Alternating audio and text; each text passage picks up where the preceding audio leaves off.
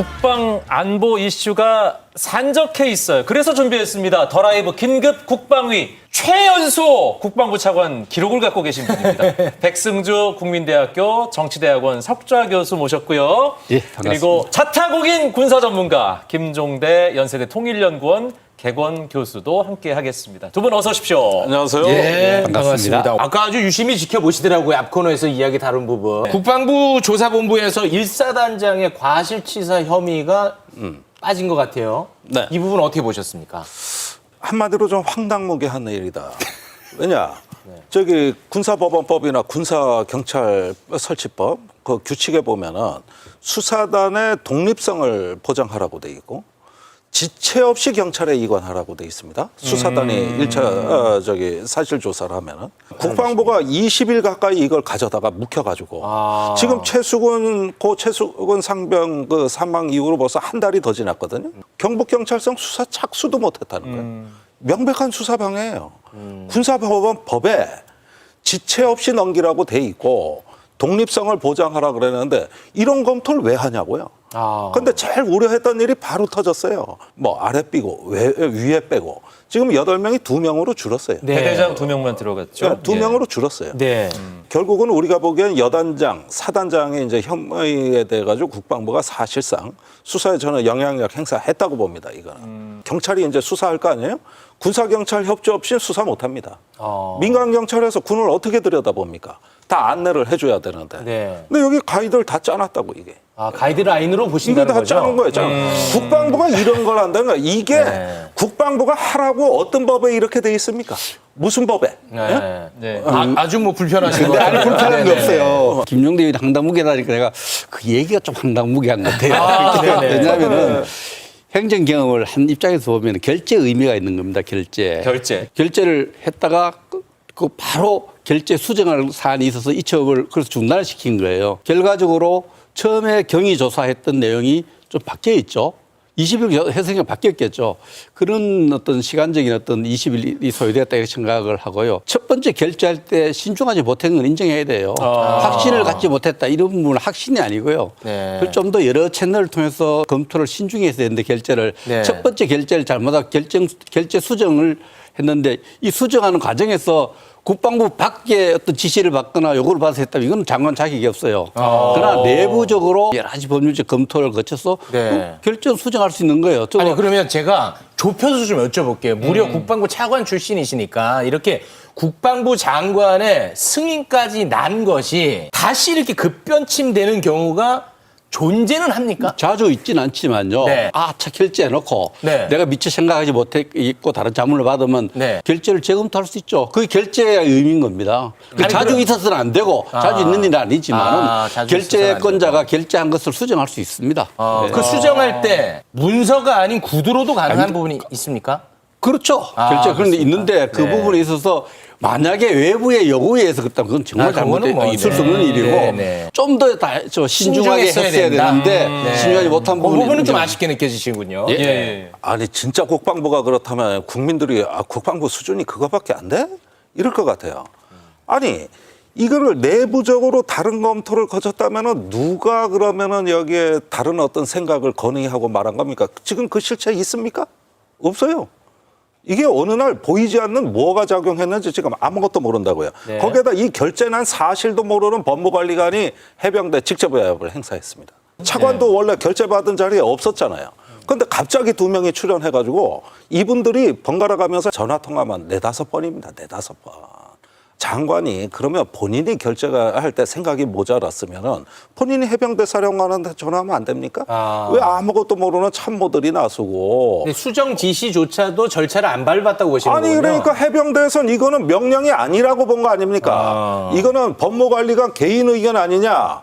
이걸 자꾸 하면 외압으로 저는 받아들입니다. 그렇게 해석됩니다. 이렇게 얘기한 거 아니에요. 전 수사단장이 박정훈 그렇게 전 수사단장의 그러면 얘기죠. 생각할 게 있으면 그거에 맞게 수정 절차를 하든지 네. 정정 절차를 거치든지 네. 뭔가가 있어야 되는데 해병대에서 받아들일 수 없는 형식으로 내려왔어요. 네. 그러니까 외압이라고 보는 거예요. 거기에다가 이 사건이 외압이냐 항명이냐를 판가름하는 키맨은 해병대 사령관입니다. 왜냐하면 장관은 해병대 사령관을 지휘할 수 있다고 돼 있거든요. 네. 그런데 해병대 사령관으로부터 저기 수사단장은 그런 지시 받은 적이 없다는 거예요. 정상적 입첩을 항명이라 그랬어요. 처음에 항명 수계라 그랬어요. 이거 전시면 무기징역 아니면 사형이고, 네. 그다음에 불구속 수사가 없습니다. 무조건 구속 수사입니다. 대법원 7년 이상형이에요. 중형을 선고받는 아주 거예요. 무겁군요. 네. 네. 이걸 항명이라 그랬어요. 지금 해병대 사령관은 이 명령을 정식으로 박정원 대령한테 전달한 적이 없습니다. 반면에 외압은 있었다는 거 아니에요. 그 전화통화 내용을 스피커폰으로 수사단 단원들이 다 들었다는 거예요. 거기에다 그 정체불명의 문자 메시지는 또 뭡니까? 네. 외압에 관한 정황들이 너무 많아요. 만약에 지금 이것을 민주당 같은 경우도 외압 의혹을 제기하고 있잖아요. 당연하죠. 그러면 그 윗선이라 함은 뭐 어느 정도까지 예상이 가능한 부분이 있습니까? 아니 이 사건은 7월 30날 장관 결재를 받았는데 네. 국가안보실에서 연락이 와서 수사자를 보내라. 사실 이거 불법적인 요구거든요. 네, 그 응하지 수사자를 않았다는 보내라. 겁니다. 이거 불법적인 요구입니다. 네. 예, 그래서 보낼 수 없다. 그러니까 31일로 예정된 기자회견 보도자료. 언론 브리핑. 사실은 예. 그것도 보내서는 안 됐어요.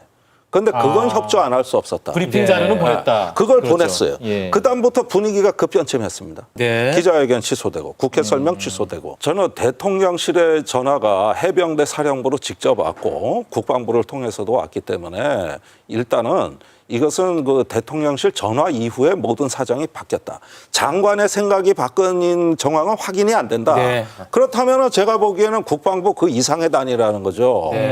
아니 이건 정황적 합리적 의심이 아닙니까?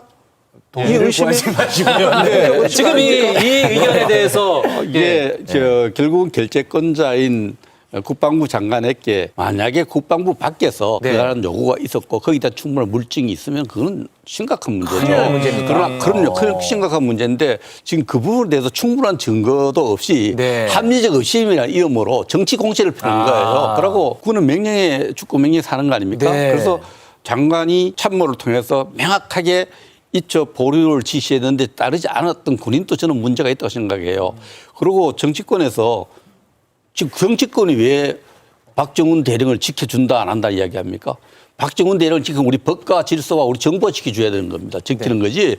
정치권에서 특정 정당이 박정훈 대령을 지켜주겠다 말겠다 하는 말 자체로 네. 좀 오버하는 거예요. 그런 말을 오히려 박정훈 네. 대령을 불리하기 힘들게 하는 거예요. 네, 박정훈 대령은 나 정치 모른다. 뭐 네, 이렇게 아니 그래서 얘기를 그런 했습니다. 것도 우리 네. 정치권에서 신중히 해야 된다. 네, 네, 그러면 그 알겠습니다. 속에서 진실을 찾아야지. 네. 오늘 정치권에 내가 지켜주겠다 그러면은 어떻게 됩니까? 알겠습니다. 군이 그렇게 해서 안 됩니다. 알겠습니다. 군은 군 워낙 안에서 큰 해결돼야 저희가 돼요. 이슈가 예, 있기 예, 때문에 예. 이 부분은 이 정도로 정리를 해야 될 것 예. 같습니다.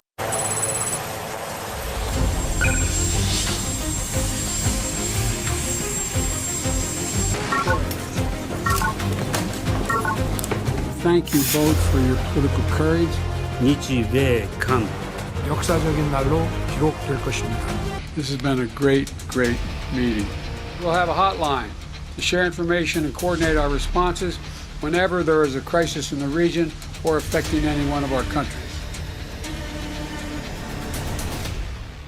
네, 한미일 3국 정상은 역사적인 순간이다. 새로운 시대다. 라면서 평가를 했거든요.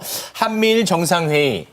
어떻게 평가하시고 뭐가 어떻게 달라지는 건지. 우크라이나 전쟁, 그죠? 또 네. 전 세계에서 미국과 중국과의 새로운 대결 구도, 네. 이런 새로운 판을 짜는 구도에 있어서 미국과 일본, 한국의 대통령이 한 자리에 모여서 새로운 판 짜기를 같이 논의했다는 것 자체가 굉장히 감동적이라고 생각합니다.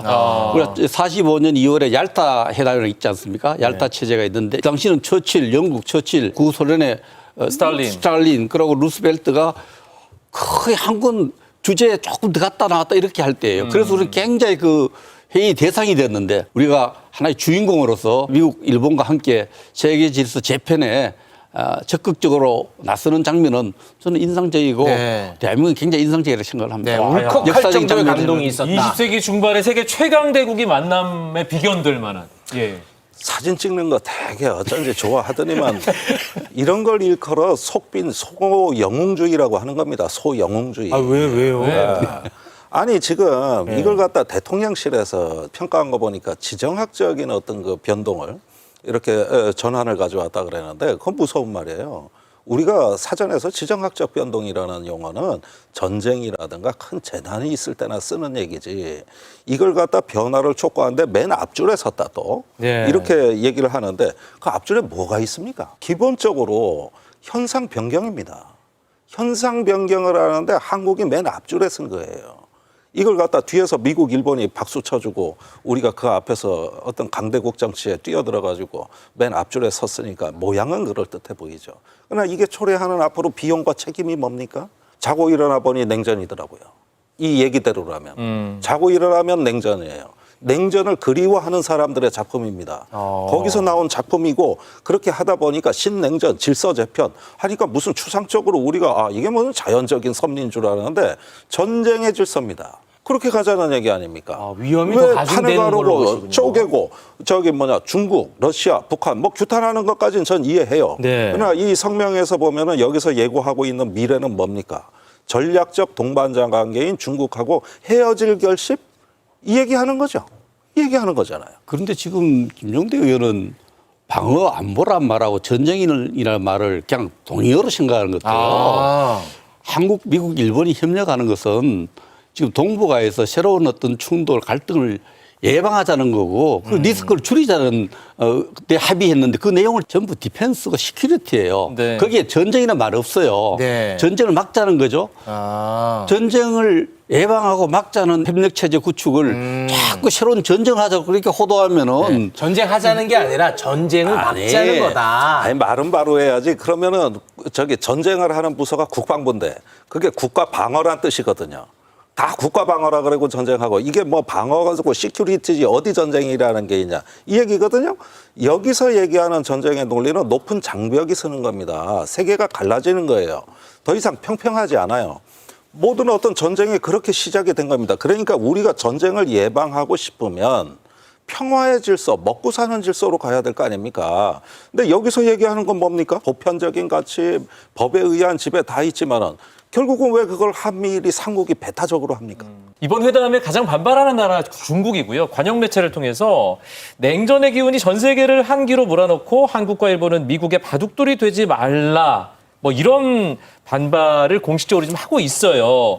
우리가 이제 중국과 좀 맞서는 모양, 뭐 헤어질 결심이라는 얘기도 김종대 전 의원께서 하셨는데 그 부분은 뭐 신화사 통신에서 했는데 정부 공식 입장은 아니죠. 정부의 공식 입장은 왕원명 외교부 대변인이 예. 대만 문제를 언급한 것에 대해서 이걸 내정 간섭이다. 양안 문제. 이 부분에 대해서 양안 문제에 대해서 직접 언급을 했죠. 바이든 대통령이 할 때는 이 양안 문제를 직접 다루고 중국이 예민하게 남중국 경제를 구체적으로 언급을 하고 있고 네네. 우리 대통령이 발표하는 내용에는 그게 조금 완화돼서 원론적인 얘기를 하고 일본 기시다는 또 질의응답을 통해서 발표장에서 보면 중국과의 관계를 또 강조하고 있어요. 네. 중국이 좀 예민한 분이 대만 문제는 분명해요. 대만 문제는 분명한데 네. 그런 점에서 우리가 적극적으로 대중 외교를 좀 펼쳐야 됩니다. 일본도 곧 하겠다 그랬고 한중일 외상회담이 지금 준비되고 있잖아. 중국이 오해하고 있는 부분, 예민하게 생기고 있는 부분을 해소시켜 나가는 또 이제 것도 그 다음 풀어야 되는 외교적 부분이 과제지. 있고. 네. 그리고 모든 브릭스라든지 오크스라든지 쿼드라든지 만나면 그 만나는 나라끼리 좋은 말 주고받는 거예요. 네. 또 각자 발표하고 네. 중국이 예민해하는 부분에 대해서 우리가 해결해야 외교적 과제로 생각해야 되죠. 최근에 물론 북한하고 러시아가 가까워지는 건 충분히 전 위협이라고 봅니다. 이거는 내가 우리가 좀 유심히 봐야 되겠지만 중국에 대해서 중국이 아직 북한의 비핵화에 대한 지지를 철회했다거나 또는 어떤 북한하고의 군사 협력을 하는 건 아직까지 증거는 그렇게 우리가 본 건 없다.